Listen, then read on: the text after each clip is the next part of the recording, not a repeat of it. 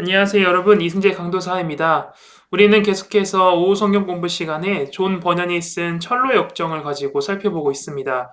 오늘은 그 네 번째 시간으로 십자가에서 무거운 짐을 벗고 라는 제목의 내용을 한번 살펴보고자 합니다. 네, 우리가 계속해서 철로 역정을 살펴보고 있는데요. 오늘 우리가 살펴볼 부분은 바로 십자가에서부터 시작하여 아름다운 집에 이르기 전까지의 내용을 한번 살펴보고자 합니다. 크리스천은 계속해서 길을 걸어갑니다. 그가 가는 길 양쪽에는 구원이라는 담이 뻗어 있었습니다. 크리스천은 그 길을 달려갑니다. 하지만 그 길을 걸어가기란 사실 쉽지 않았습니다. 왜냐하면 아주 가파랐기 때문이죠. 또 그는 아주 무거운 짐을 메고 있었습니다. 그렇게 그가 열심히 올라간 언덕 끝에는 십자가가 있었고 그 아래는 무덤이 입을 벌리고 있었습니다. 그렇게 그 언덕이 있는 십자가에 그는 드디어 도착하게 됩니다. 그런데 그 십자가에 가까이 갔을 때 아주 놀라운 일이 벌어집니다. 그토록 크리스천이 내려놓고 싶었지만 내려놓을 수 없었던 그 짐, 그를 그토록 고통스럽게 만들던 그 짐, 다른 누구도 해결해주지 못했던 그 짐이 그의 어깨에서 풀어졌습니다. 그리고 등에서 떨어져 무덤 속으로 사라져 갑니다. 그렇게 드디어 크리스천은 기쁨을 누립니다. 그는 그렇게 십자가를 계속해서 바라봅니다. 아무것도 하지 않아도 바라보기만 해도 기쁨과 편안함을 주는 십자가의 크리스천은 감사하며 또 놀라워합니다. 또한 그는 하나님께서 주신 은혜에 감사하며 감사의 눈물을 흘립니다. 근데 이때 또 놀라운 사건이 두 번째로 벌어집니다. 바로 천사가 그에게 나타납니다. 첫 번째 천사는 그에게 죄 용서를 선포합니다. 또 두 번째 천사는 크리스천에게 새로운 옷을 입힙니다. 마지막으로 세 번째 천사는 크리스천의 이마에 표시를 주고 단단히 봉인된 두루마리를 줍니다. 특별히 세 번째 천사는 길을 가면서 그 내용을 잘 살펴보고 하늘나라의 문에 도착하면 그것을 내보이라고 이야기해 줍니다. 그렇다면 여러분, 이 세 가지는 무엇을 뜻할까요? 바로 예수 그리스도를 믿어 구원을 받은 자가 누리는 특권을 보여줍니다. 예수 그리스도께서는 우리의 모든 짐을 대신 짊어지셨습니다. 그리고 그를 믿는 자는 모두 용서를 받게 하십니다. 죄는 더 이상 그 누구도 억누르지 못합니다. 그를 파멸로 이끌지도 못합니다. 크리스천은 드디어 죄에서 자유함을 누립니다.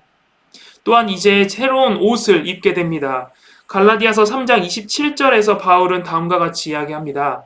누구든지 그리스도와 합하기 위하여 세례를 받은 자는 그리스도로 옷을 입었느니라.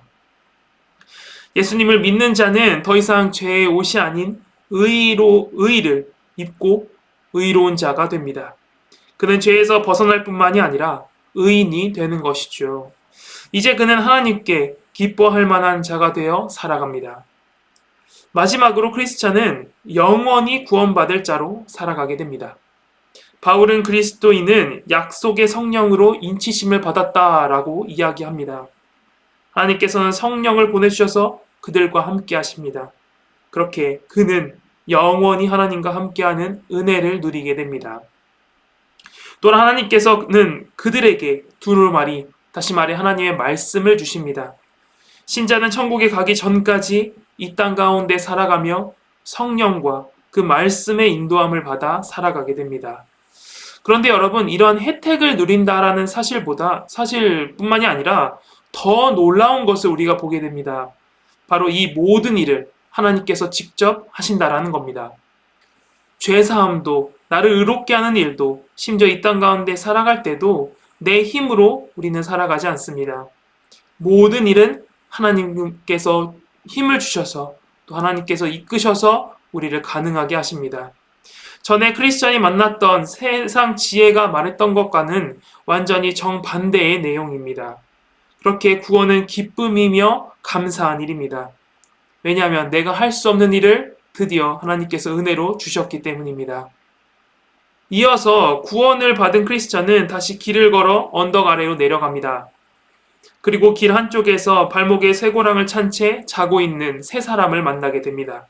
그들의 이름은 각각 어수룩, 게으름, 시건방입니다. 크리스찬은 그 사람들을 깨워야겠다는 생각을 하고 그들에게 다가가 외칩니다. 이보시오, 아래에는 죽음의 바다가 입을 벌리고 있습니다. 얼른 이쪽으로 오세요. 괜찮다면 내가 쇠고랑을 풀 수 있게 돕겠습니다. 그렇게 있다가는 우는 사자같이 삼킬 자를 찾아 두루 다니는 자라도 만나면 날카로운 이빨에 물려 먹이가 될 것입니다. 하지만 세 사람은 크리스천을 보고 투덜거립니다. 먼저 어수룩은 이렇게 말합니다. 뭐가 위험하다고 호들갑입니까? 또 게으름은 이렇게 말합니다. 전 조금 더 자야겠어요.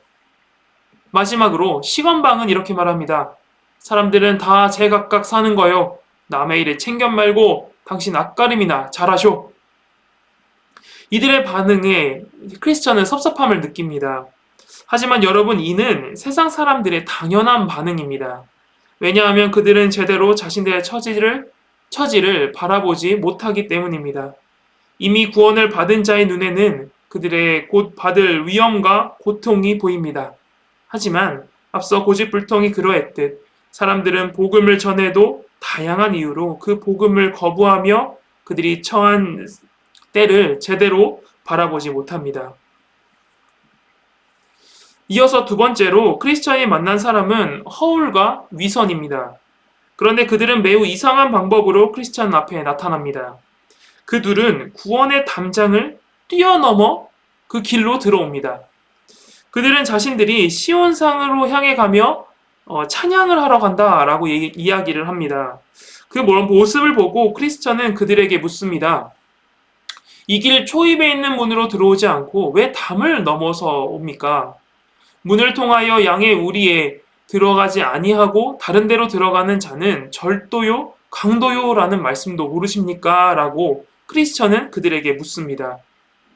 크리스천은 그들이 문을 통하여 들어오지 않는 것이 잘못되었다라고 말하고 있는 것이죠. 하지만 허울과 위선은 그들이 행한 방식이 바로 지름길이다라고 말합니다.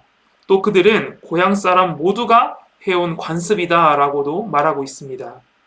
그러자 크리스천은 그렇게 그 길을 걸어간다 해도 결국 쫓겨난다라고 말합니다. 왜냐하면 그 길은 하나님께서 정하신 길이 아니기 때문입니다. 여러분, 이 허울과 위선은 마치 바리새인들과 같습니다. 여러분, 바리새인들은 어떠했나요? 그들은 자신들이 구원을 받을 거다라고 생각했습니다. 하지만 그 방법은 잘못되었습니다. 그들은 하나님을 믿는다라고 했지만 정작 예수 그리스도께서 오셨을 때에 그를 올바로 바라보지 못했습니다. 그들은 그저 율법을 잘 지켜 구원을 얻으려 했습니다. 여러분, 이러한 방식은 결코 사람을 구원으로 이끌 수 없습니다.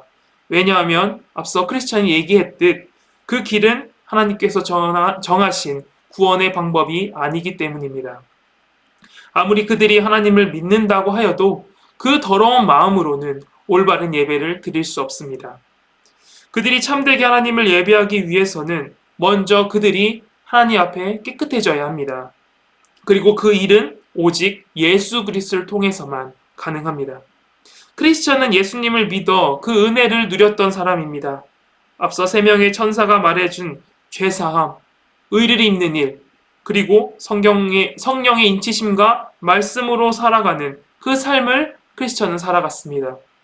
하지만 예수 그리스도를 통하지 않고 들어온 자들은 이 은혜를 절대 누릴 수가 없습니다. 그들은 계속해서 죄의 짐을 진 채 하나님을 진노케 만들며 살아가게 됩니다. 이러한 대화를 나누며 크리스천 그리고 허울과 위선은 계속해서 길을 걸어갑니다.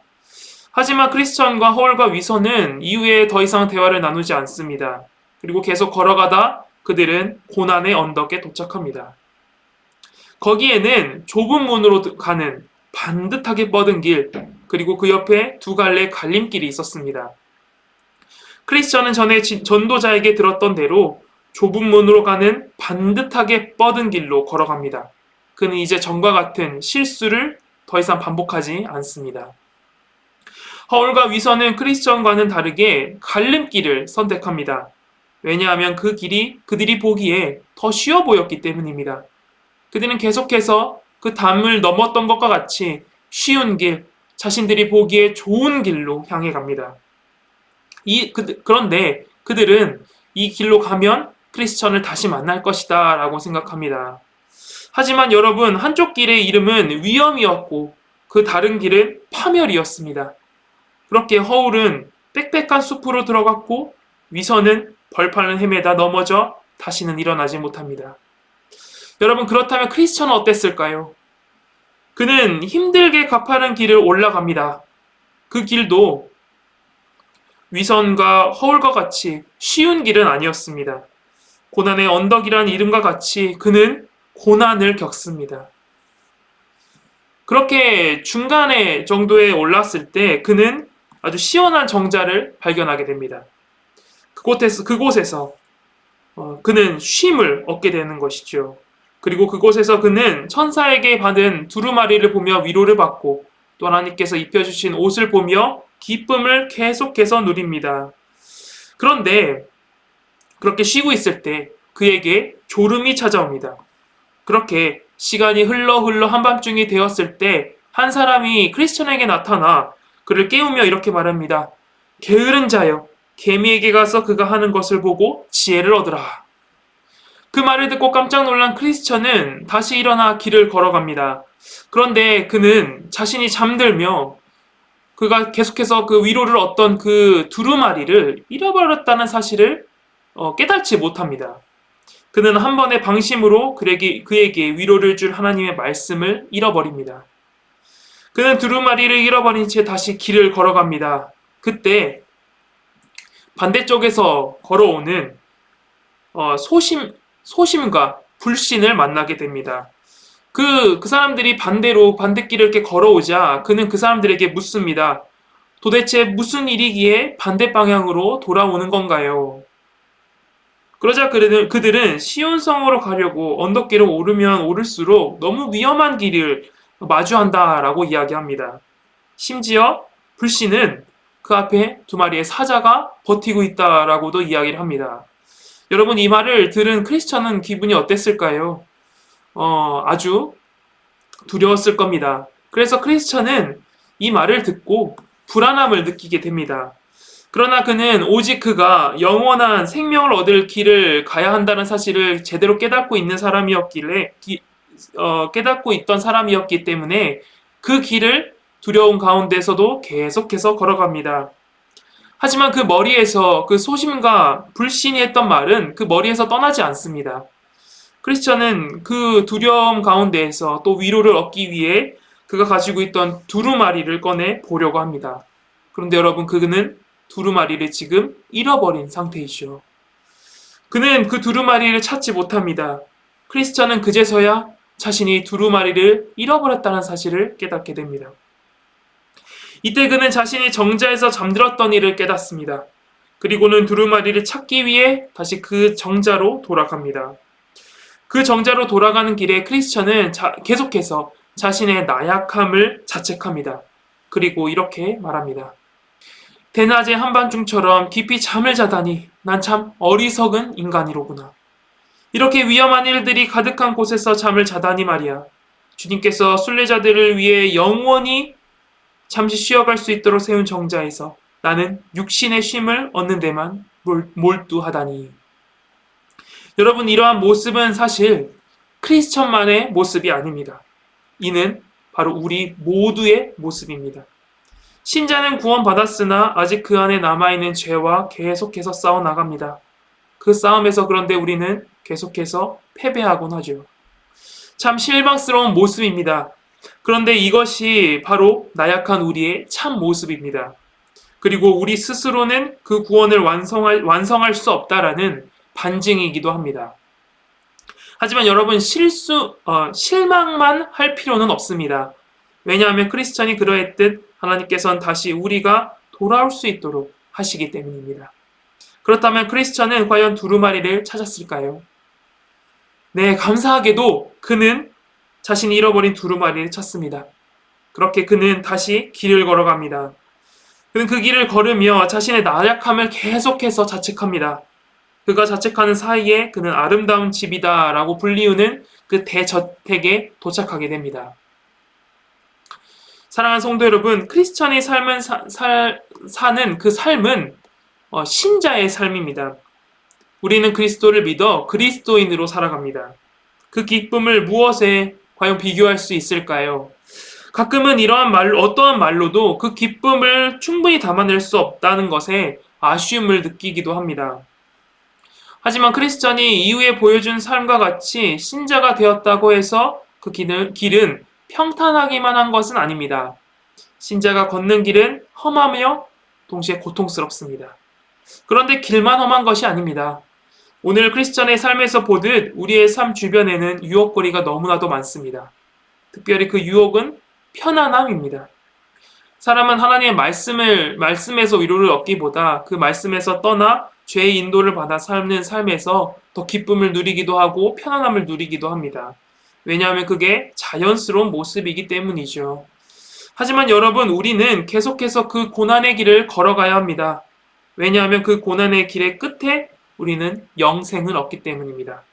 비록 이 땅에서의 삶은 옆에 사람보다 더 고통스러울 수도 있습니다.